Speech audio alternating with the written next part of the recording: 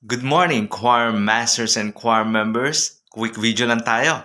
So today, pag-uusapan naman natin ang tinatawag na eye contact. Yan. So napakahalaga na meron tayong eye contact sa ating mga singers while the performance is ongoing para mas maging maganda yung ating communication sa kanila.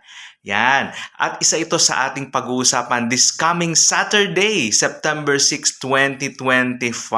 Ayan. Dito sa ating choral workshop and seminar. And puno na po yung aming slot and wala na kaming slot. And nagpapasalamat kami sa lahat ng mga choir master, choir members na nagpa-register at magkikita-kita tayo this coming Saturday. And we are very, very excited. So we'll see you there, no?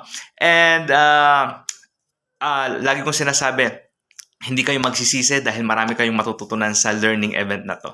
God bless and we'll see you. Bye-bye.